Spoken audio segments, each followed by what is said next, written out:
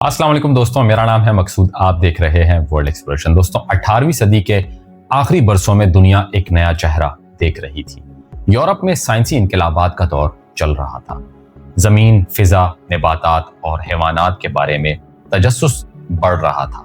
इन्हीं दिनों एक नौजवान जर्मन साइंसदान अलेक्जेंडर वॉन हेम्बोल्ट अपने बेपनाह जुस्तजू और तहकीक के जज्बे के साथ सामने आया। वो महज एक स्याह नहीं था, बल्कि एक ऐसा शख्स था जो दुनिया को एक नई आंख से देखना चाहता था। इसके नजदीक जमीन के तमाम हिस्से एक दूसरे से जुड़े हुए हैं और फितरत का हर जज दूसरे से ताल्लुक रखता है। यही सोच इसे इस जमाने के सबसे बड़े साइंसी सफर की तरफ ले जाती है। 1799 में हेम्बोल्ट ने स्पेन के शाही दरबार से इजाजत हासिल की कि वो अमेरिका के स्पेनिश नौ आबादियाती इलाकों में जाकर अपनी तहकीक करे। इसके साथ फ्रांसीसी नबातात शनास एमी हॉर्नप्लांट भी शामिल हुआ। दोनों का मकसद महज सफर नहीं बल्कि एक अजीम साइंसी मुहिम थी, जिसमें वो जमीन के दरियाओं, पहाड़ों, जंगलात, आतिशफशानों और मकामी तहजीबों का मुताला करेंगे। इस मुहिम को आज दुनिया की पहली मॉडर्न साइंसी एक्सप्लोरेशन कहा जाता है। सफर का आगाज स्पेन के साहिल से हुआ, जब दोनों माहिरीन एक जहाज पर सवार होकर अटलांटिक समंदर की लहरों को चीरते हुए नई दुनिया की तरफ रवाना हुए। समंदर की तूफानी हवाएं, बीमारियों का खतरा और नामालूम सरजमीन का खौफ, ये सब इनके सामने थे। लेकिन हेम्बोल्ट का अज़म गैर मुतज़लज़ल था। कुछ हफ्तों के सफर के बाद जब जहाज वेनेजुएला के साहिल पर उतरा तो इनके सामने घने जंगलात, ऊंचे दरख्त, शोर मचाते परिंदे और अजीबुल खलकत जानवर थे। काराकास के इलाके में पहला पड़ाव किया गया, जहां से असल तहकीक का आगाज हुआ। काराकास से आगे बढ़ते हुए इनका रुख एक अजीम दरियाफ्त की तरफ था, ओरिएनको दरिया की महम। ये दरिया जनूबी अमेरिका के सबसे बड़ा दरिया था और इस वक्त तक दुनिया के लिए एक राज। हेम्बोल्ट और बॉनप्लांट ने कैनफ यानी छोटी कश्तियों पर बैठकर इस खतरनाक दरिया का सफर शुरू किया। दरिया के किनारे घने जंगलात थे, जहां बड़े बड़े सांप, अजीब परिंदे और खतरनाक हशरात बसा करते थे। मच्छर, मलेरिया का खौफ हर वक्त इनके साथ था, लेकिन इस सब के बावजूद वो हर मुशाहिदा कलमबंद करते गए। पौधों की इकसाम, पानी के बहाव का अंदाज, जानवरों की हरकत और मकामी कबाइल की जिंदगी। यही हेम्बोल्ट ने एक हैरानकुन हकीकत दरियाफ्त की। इसने साबित किया कि ओरिएनको दरिया दरअसल अमेज़न बेसिन से जुड़ा हुआ है, यानी दो अजीम दरिया किसी न किसी मकाम पर एक दूसरे से मिलते हैं। ये दरियाफ्त जोग्राफिया की तारीख में संगे मेल की हैसियत रखती है। इस सफर के दौरान हेम्बोल्ट ने पहली बार ये तस्वर पेश किया कि फितरत एक मुकम्मल निज़ाम है, जहां दरिया, जंगलात, पहाड़ और इंसान सब एक दूसरे के साथ मरबूत हैं। वेनेजुएला और ओरिएनको दरिया के खतरनाक सफर के बाद हेम्बोल्ट और इसका साथी बॉनप्लांट एक नई मुहिम पर निकले। इनका रुख अब जनूब की तरफ था, जहां आसमान को छूते हुए एंडस के अजीम पहाड़ इनका इंतजार कर रहे थे। इस दौर में एंडस एक ऐसा खित्ता था जिसके बारे में यूरोप में बहुत कम मालूमात थी। इनके अंदर ऊंचे आतिशफशां पहाड़, बर्फ पोश चोटियों वाले सिलसिले और नायाब नबातात और हैवानात थे। हेम्बोल्ट के लिए यह सब एक साइंसी खजाना था। जब वो एक्वाडोर पहुंचे तो इन्होंने पहली बार एंडस की अजमत को अपनी आंखों से देखा। बादलों में छुपी हुई बर्फ पोश चोटियां, आतिशफशानी धुआं, उगलते पहाड़ और मकामी लोगों की रोजमर्रा जिंदगी, ये सब एक नई दुनिया का मंजर पेश कर रहे थे।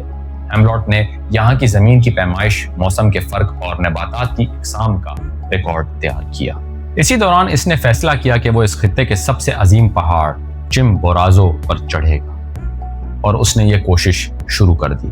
इस वक्त ये दुनिया का सबसे बुलंद पहाड़ माना जाता था, क्योंकि माउंट एवरेस्ट की बुलंदी से दुनिया नावाकिफ थी। हेम्बोल्ट और बॉनप्लांट ने मुश्किल हालात में इस चोटी की तरफ पेशकदमी शुरू कर दी। बर्फानी हवाओं, ऑक्सीजन की कमी और खतरनाक खड़ी चट्टानों के बावजूद वो ऊपर की तरफ बढ़ते गए। एक मकाम पर पहुंचकर इनकी हालत इतनी खराब हो गई कि सांस लेना भी मुश्किल हो गया। इस दौर में ऑक्सीजन सिलेंडर की बिल्कुल भी दुनिया को दस्तयाबी न थी, लेकिन हेम्बोल्ट ने इस सख्त तजुर्बे को अपनी डायरी में कलम बंद किया। वो इस चोटी की बिल्कुल आखिरी हद तक पहुंचने में कामयाब हो गया, जहां उस वक्त तक कोई इंसान ना जा सका था। यह एक तारीखी लम्हा था जिसने उसके अज़म और साइंसी जुस्तजू को अमर कर दिया। चिम्बोराज़ो की इस चढ़ाई के दौरान हेमलॉट ने एक और अहम काम किया। इसने ऊंचाई के साथ नबातात की इकसाम के फर्क का मुशाहिदा किया और वेजिटेशन जोन्स का पहली बार तस्वर दुनिया के सामने रखा। यानी पहाड़ों की बुलंदी के साथ साथ मुख्तलिफ पौधे और दरख्त उगते हैं और हर बुलंदी पर फितरत का अलग निज़ाम पाया जाता है। आज ये तस्वर मॉडर्न इकोलॉजी की बुनियाद समझा जाता है। इसके बाद हेमलॉट ने एक्वाडोर और पेरू के दीगर पहाड़ों का मुताला शुरू किया, जिनमें बड़े बड़े आतिशफशानी पहाड़ भी शामिल थे। वो आतिशफशानी धुएं जमीन की परतों और लावे के बहाव को नोट करता गया। इसने पहली बार यह तस्वर पेश किया कि जमीन के अंदर मौजूद कुव्वतें किस तरह पहाड़ों को जन्म देती हैं और किस तरह आतिशफशानी अमल जमीन की साख्त को बदल देता है। उसके जियोलॉजी नोटिस जदीद अर्जियात के बुनियादी असूल बन गए। ये सब महमात हेमलॉट के लिए महज जिस्मानी इम्तिहान नहीं थी, बल्कि जहनी और साइंसी इनकलाब भी थी। इसने पहाड़ों और आतिशफशानी सरगर्मियों को महज एक इलाकाई मजहर नहीं समझा, बल्कि इन्हें ज़मीन के आलमी निज़ाम का हिस्सा करार दिया। इसकी ये सोच उस वक्त के साइंसी अफक पर एक बिल्कुल नई खिड़की खोल रही थी। एंडस के बर्फपोश पहाड़ों और आतिशफशानी खित्तों की तहकीक के बाद हेमलॉट और बोनप्लांट ने अपना रुख मैक्सिको की तरफ किया। इस वक्त मैक्सिको स्पेन की 9 आबादियात में शामिल था और तहजीबी और साइंसी एतबार से निहायत अहमियत रखता था।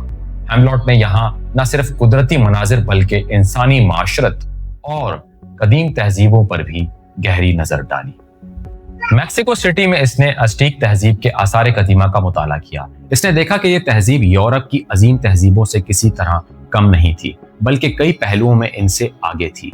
मकामी लोगों के ज़रई निज़ाम, सड़कों की तामीर और शहरी मनसूबाबंदी ने हेमलॉट को हैरान कर दिया।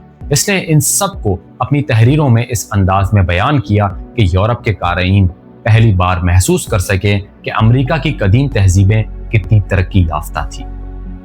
हेमलॉट ने यहाँ की ज़राअत और मईशत पर भी तहकीक की।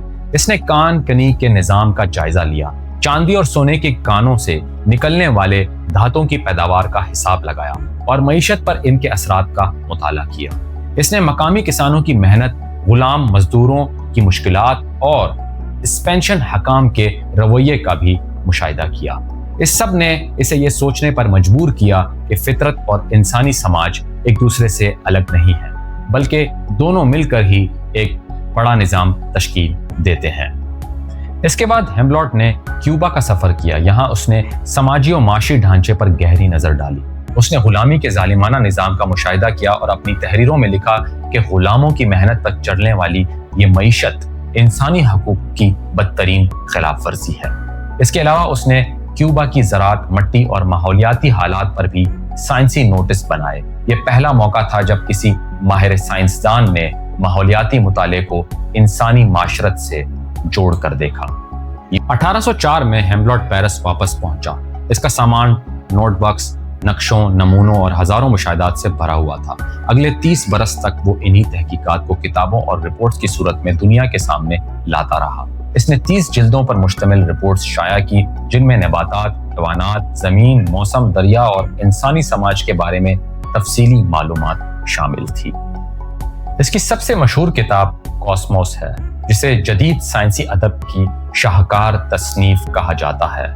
इस किताब में उसने कायनात को एक मरबूत और जुड़ा हुआ निज़ाम करार दिया, जहां फितरत का हर छोटा बड़ा जज़ दूसरे से ताल्लुक रखता है। ये तस्वुर इस जमाने में बिल्कुल नया था और इसने साइंसी दुनिया को हिलाकर रख दिया था। हेमलॉट की इन तहकीकात ने आने वाली नस्लों के साइंसदानों पर गहरे असरात डाले। चार्ल्स डार्विन ने अपनी किताब ओरिजिन ऑफ स्पीसीज में एतराफ़ किया कि हेमलॉट की तहरीरों ने उसे मुतासिर किया और साइंसी मुशाहिदात की अहमियत समझाई।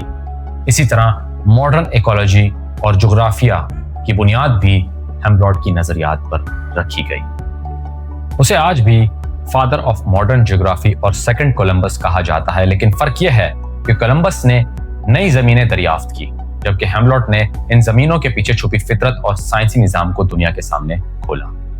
इसकी सोच आज भी हमें यह सबक देती है कि जमीन एक जुड़ा हुआ निजाम है और इंसान अगर फितरत के साथ हम आहंग होकर चले तो तरक्की भी मुमकिन है और बका भी।